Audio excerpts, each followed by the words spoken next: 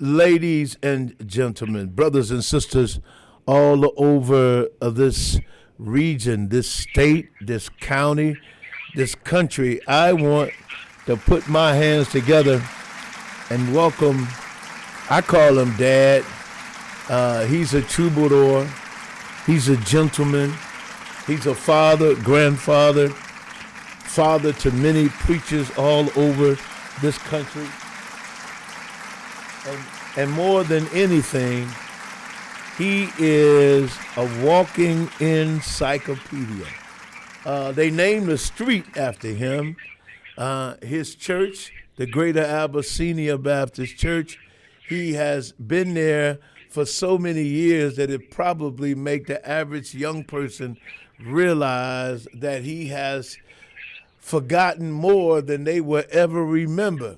But he is with us today, the Reverend Dr. E.T. Caviness, one of the cornerstones of this state called Ohio, a man that has taken the time out week after week, write articles inside of the Calling Post, stand in the middle of the pulpit of the Greater Abyssinia Baptist Church and proclaim the gospel of Jesus Christ. But more than that, he takes the time out of his busy schedule and talk with us about what's going on. Dr. Caviness, it seems like to me we are in an emergency. And before I do anything, welcome to WOVU 95.9, sir. And let me, first of all, my brother, thank you for that introduction. You know how much I appreciate you and how much I love you, so you didn't have to say any of that. Let's go. Let's talk. Yeah. Let's go, because there is so much going on that we can't keep up with it all at one time.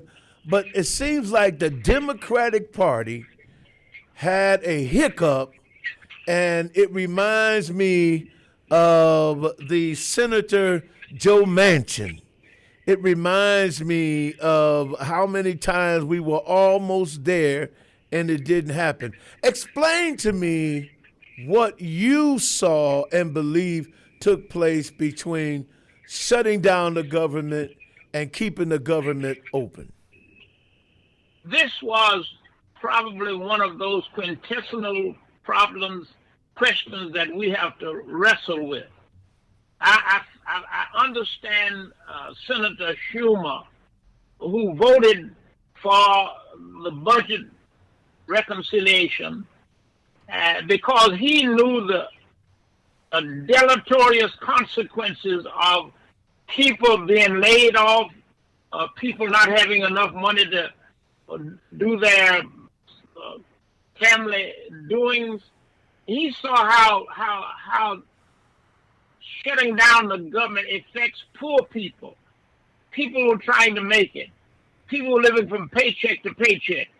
So I guess he saw how detrimental a government shutdown would be especially for poor people, for black people, for people of color. And so he voted to pass the resolution. He immediately came under great scrutiny with his fellow Democrats who thought he should not do it. They wanted a showdown with the budget people who were trying to cut all kinds of deals against DEI, diversity, equity, and inclusion.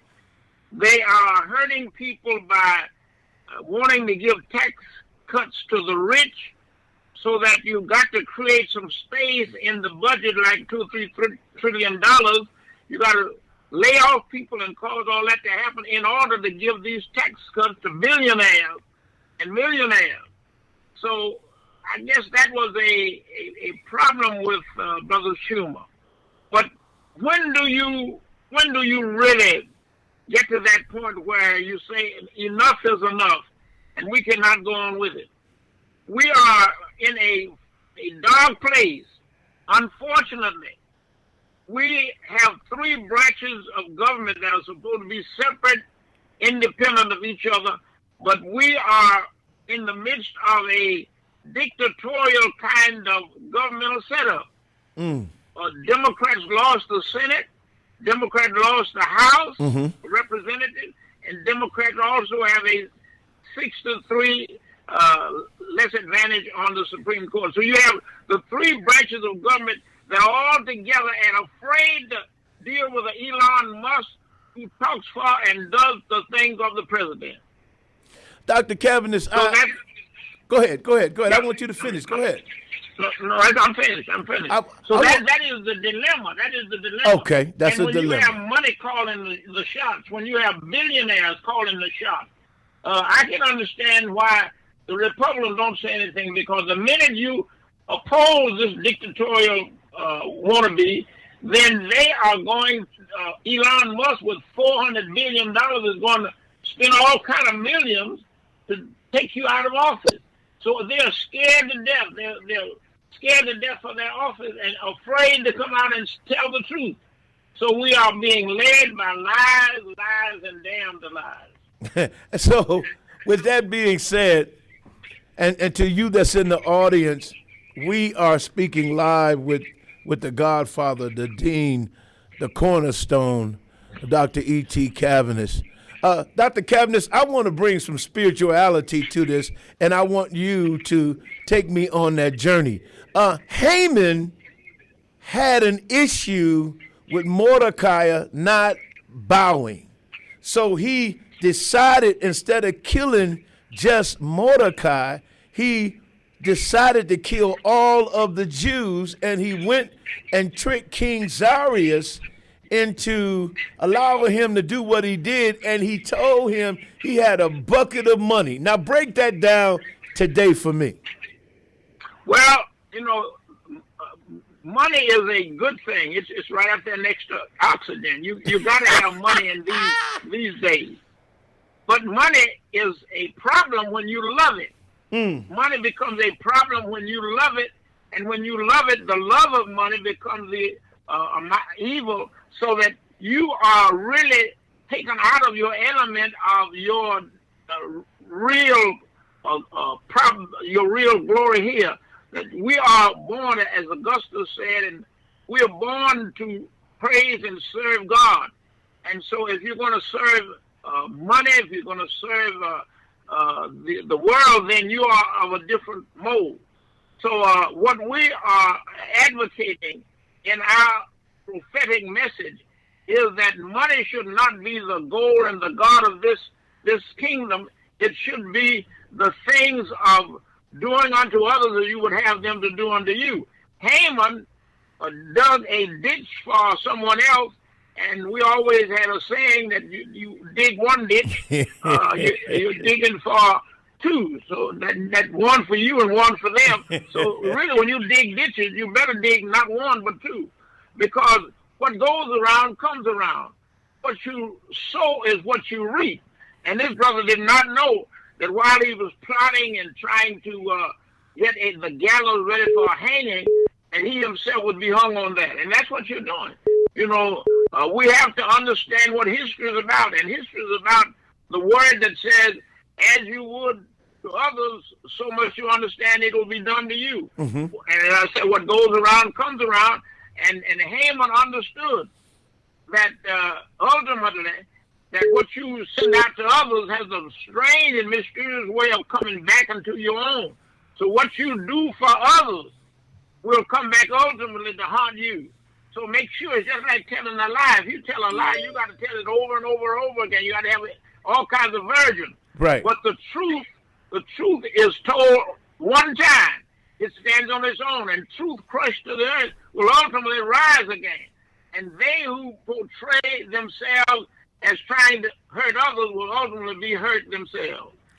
So Dr. Caviness, here we are. We have the Democratic House of Representatives mad at the minority leader of the Senate, which is Senator Schuler, and in fact, he stopped even going to do his book tour. He got so many threats from Democrats. Right. What are As we going to do? What are we going to do? Yes, we are between a rock and a hard place. As I said, I empathize with Schumer because he did not want the deleterious consequence of a shutdown. But at some point, you got to call a spade a spade. At some point, you got to stop the bleeding. And so I guess the other people on other, King Jeffries and all of them said they disagreed with Schumer. So they said at some point, you got to say a halt. You can't keep on allowing the enemy to desecrate and disseminate and do all of the things against those poor people. Because ultimately, we all are going to be called to carpet. You remember the man in Germany, I think it was Nommiller, that said the Nazis and Hitler, when they came for the Jews, he was not a Jew, so he did not say anything. When they came for the trade unionists, he was not a trade unionist, so he did not say anything. When they came for the communists, he said he was not a communist, he did not say anything. He said, and finally, when they came for him, there wasn't anybody left. So now they are coming for DEI. They're coming for black people. Yes, sir. And a whole lot of white people who are almost 51% of the Social Security, Medicaid users, they think that maybe in some way or another it will not hit them. But this is a ball that's going to fall on every ethnicity in this country. It's going to fall on you and me and everybody else. And once we are consumed with the idea that nobody is free and nobody is going to be left out, all of us are going to be hurting, then they're going to rise up as they are in so many of these districts now, saying, I did not vote for that. I did not vote for Elon Musk to run this country. I voted for you to run it. But money talks. Everything else walks, I say. And so this president is consumed by a man who has $400 billion and able to pay almost off anybody. In one day the other week, this man made $30 billion just by being himself. So when you have that much money, you're able to buy a whole lot of weak people.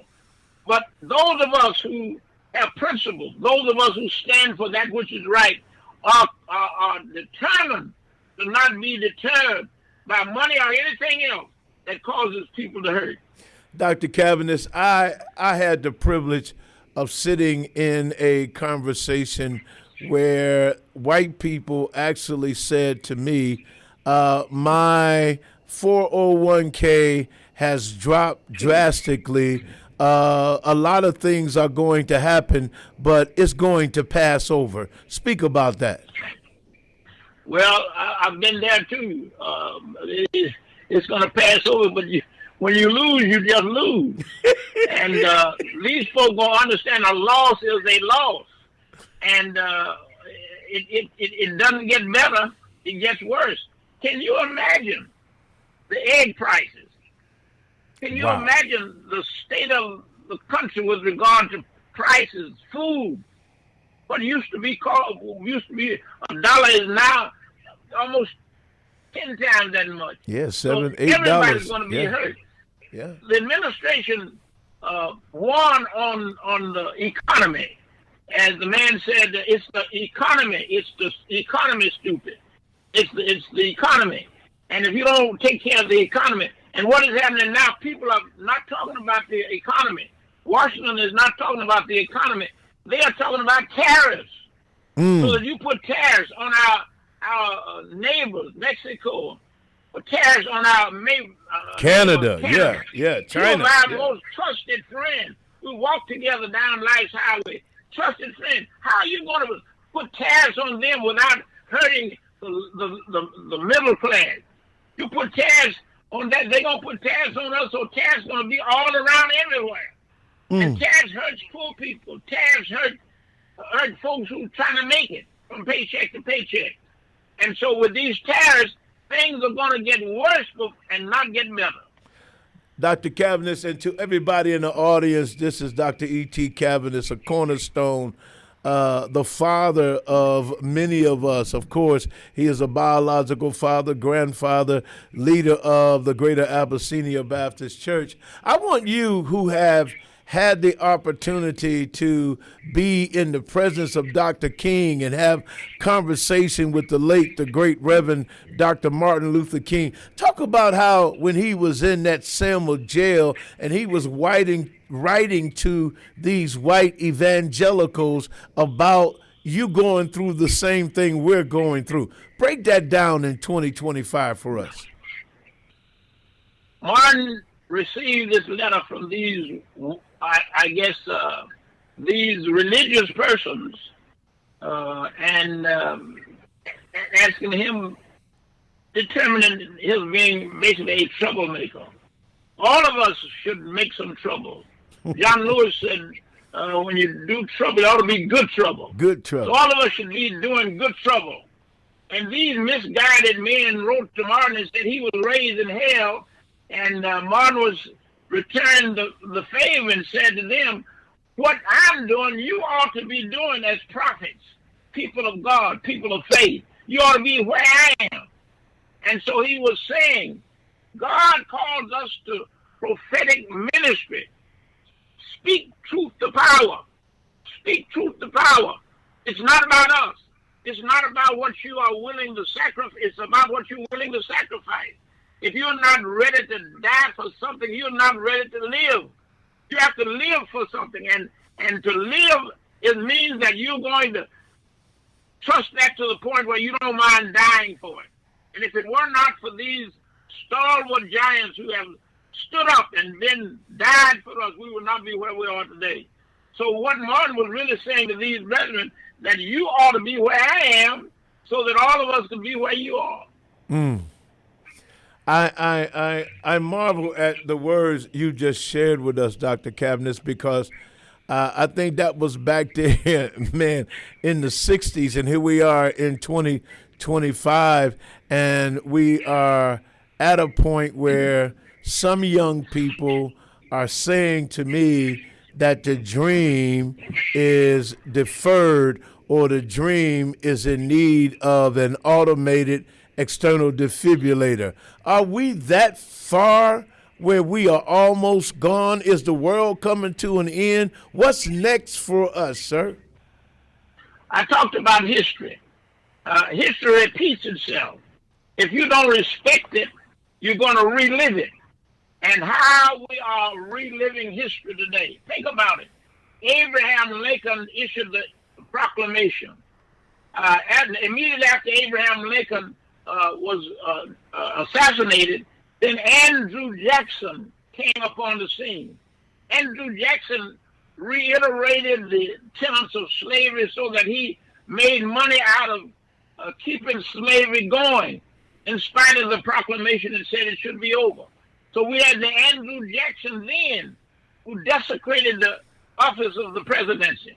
Fast forward, 2025, we have a man in the White House who mimics Andrew Jackson. When he came to the White House, the picture of Roosevelt, Delano Roosevelt, was on the wall. This president, 45, who's become 47, took that picture down of Franklin Delano Roosevelt and put up a picture of Andrew Jackson, which means that we are prepared to do away with diversity, equity, and inclusion. Mm-hmm. We are prepared to obliterate 60 some odd years of progress in civil rights and civil rights. We are going to retrogress instead of going forward. We're going to go backward, and we're going to take everything away from diversity. We're going to make it a bad word in equity and inclusion. But when you are freed from slavery and supposedly given 40 acres and a mule, and you did not receive the 40 acres and another mule, you had to go on your own, then you're behind. You will stay behind the rest of your life if you don't have some kind of affirmative action to help you out. So you're struggling. You're always struggling. So this is what we have, a replication of Andrew Jackson and those who are opposed to freeing the slave. Now they want to take us back to that time when you have no progress. You started out without that 40 acres and a mule, and You'll never catch up until you have some kind of reparation or retrogression. So you are always behind. You will stay behind. And this is what we're into now. And so many people, even people of color, have bought into this because they have erroneously felt that there is no need for a voting rights bill where people have to be registered and folks have to be accounted for doing you in. So that's what we're doing now. It's all a replication of past history that these bigots and ultra right wingers are trying to take us back to. The problem is that we ain't going back. We ain't going back. Dr. Caviness is live with us, and I have two more questions, and believe me, these are some hot-button questions from young people. In 10 years, black and brown will be the majority here in the United States of America with zero net worth. We will be broke because we don't invest in ourselves. We don't own nothing. And so they said in 10 years, black and brown will be the majority. In 1952, white people were 91%. But in 10 years, black and brown people will be the majority with zero net worth. What should we do to make sure we have a net worth that we can move in the next 10 years for our children and children? Let me just say that you hit the nail on the head. Basically, America should be a country of welcoming immigrants. But because of this keen little sense of concern that the dominant population has, that in 2047, I think, or something like that, as you said, might be earlier, but in 2047, that this nation will be a nation of minorities, so that the majority will have to accede to a different kind of modus operandi. So if you are scared of that day, then you're going to do everything you can to try to take us back to where we've been. You're going to do everything you can. They're scared. And in that, if you mistreated somebody for a long time, you mistreated, just like in South Africa, where our brothers and our sisters were denied freedom. Apartheid. So the apartheid, the apartheid folks sat down and said, wait a minute, one day these folks are going to rise up. They outnumber us. So they're going to rise up and they're going to win this. So they don't need us delaying this situation. We better get this thing adjusted. And that's when they let my brother Mandela out of jail and he formulated the government, because the time came and the moment of truth came, and those people were going to take over. So without any violence, Mandela brought peace. He was in a place at dinner one day, and he looked over, a man was eating, and he asked the man to come over and join him. He wouldn't do it. So Mandela said that was one of the the bosses in the prison that used to beat us up. So, you know, people are afraid of that retrogression that comes back to us. We have to be meticulously understanding of this kind of thought. So we must address ourselves to taking care of the small little things that we ought to be taking care of for our family. I always say, watch the pennies and the dollars will take care of themselves. So every person, whatever you have, what little bit you have, put it in the master's hand. It's amazing what can happen when you put it in the master's hand. He can multiply. So people of faith understand we're not going back. We're going to go forward, never backward. We're going to go on and on and on. And whatever the problem is, whatever the trouble is, we're going to make it good trouble. That means we're going to stand where we are and not be moved. And we ain't going back. Dr. E.T. Caviness. We've come too far to turn around. Yes, sir. He's live on the air with us. Dr. Caviness, young people ages 18 to 40 is saying we messed up because we didn't infiltrate the Republican Party and the Democrats are weak. Talk to us. I am what I've called a Republican. Ah! I have concerns for Republicans and Democrats. Yes, sir. You are supposed to do what helps you. By where you are helped, by where you are hired, by where you can benefit from it. And so, in a real sense, Brother Jay, so much of this falls on us. Uh-oh. Because if you feel that you need to leave your stance and go and stand with somebody else who cannot stand with you, you got a problem. In the days of segregation, we were together, much because we were forced together, but we did things to help one another. And when you forget that, which way you are and what you're doing and how you're situated and how you're comported, then you will fail to understand how progress really goes. I believe in our own people. I believe in our own people. I don't mind living with our own people. I want to stand with them. And together we will win, but divided we will lose.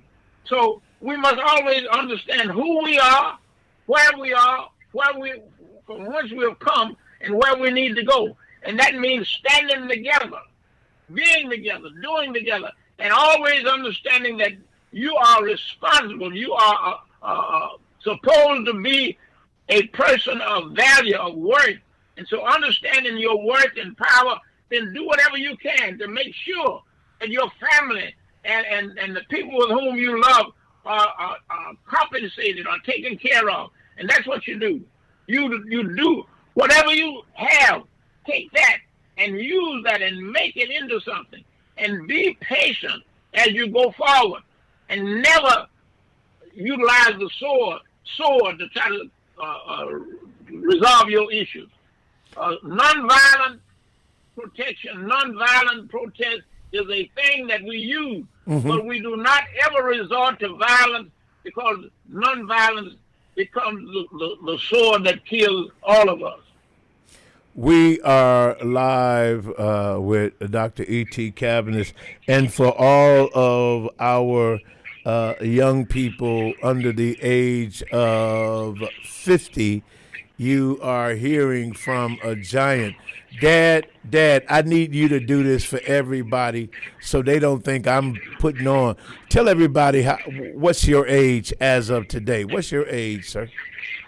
As of today, I am 96 years of age, and May 28th, May 23rd, I will be 97 years of age. That's just a few days around the corner. Okay, with that being said, I don't want to keep you. I want you to give us some marching orders. Here we are. We're standing at a crossroad. Some of us are throwing in the towel. Some of us have given up on voting. Some of us have given up on just listening to the politics that goes on all around us. And then there are others saying, let's build something. Let's come together. Let's open up a black hardware store. Let's bring back a black bank. Let's bring back a black grocery store. Let's mobilize. Let's bring people back in and allow the church, the heartbeat of the community, to take center stage. I want you to give us your final word, sir. We have to be very meticulously careful that we do not let go the stalwart principles that have brought us where we are. We must not let go the institutions that have defined our progress. The church has been the vital breath of the African American community. We have, through the church, gained progress that we never would have gained otherwise. We have been there and done that. We can never leave the black church because that is the marching orders for black people. We are symbolize as people who come out of Egypt, out of slavery. And having come out of slavery, we are determined to never go back. So for young people, if you have lived in the 9 decades that I have lived in, you will know how far we've come. And we've come too far to turn around. You can ill afford to turn around. So whatever you can do in order to make this dream that Martin wanted to come true, you must do that. Whatever's in your hand, whatever's in your mind and your thought, make it a reality. Don't let it die. And but forever, in no circumstance whatsoever, do you ever entertain any thought of going back, turning back. We've come too far to turn around. Nobody told us the way would be easy, but we are not going back. Never going back. So I say to young people, don't give up. Don't give up. Stay in the game. Don't quit. Don't stop. Move on. Push forward. Fight. Whatever you have. However you can do it. Fight, fight, fight. And in the process, you don't always win, but you can always keep fighting. And the enemy, the opposition will know that they've been in a fight because you are determined to not let go. So I would say to everyone, don't quit fighting. Don't stop going forward. Do everything you can. Use every instrument you can. And Malcolm X said, whatever is necessary, do it. Just make sure you stay within the realms of that which is right, because truth sometimes on the scaffold, wrong on the throne, yet that scaffold sways the future. And behind the dim unknown standeth God within the shadow, keeping watch above his own. You got a victory in your hand. You got somebody who will work for you and cause you to overcome. We shall overcome, but we have to be patient and keep fighting and never turn back, never give up, never give in. Hang in there. 96 years old, and in a few days, 97, and speaking to us in such a way that it should mobilize all of us to realize that we must keep pressing. Dad, Dr. Caviness, great giant, cornerstone, our hero, our role model. Sir, I thank you for allowing me to tap into your schedule and to have you on the airways of 95.9 WOVU. It is awesome. It is a privilege, and it just makes my heart bubble over because you are always there for me, and you always show up for me. And the wisdom that you pour into me, it allows me to keep going and keep holding on. Thank you so very, very much. Love you, my man. Love you. Love you too, sir. God bless. Thank you.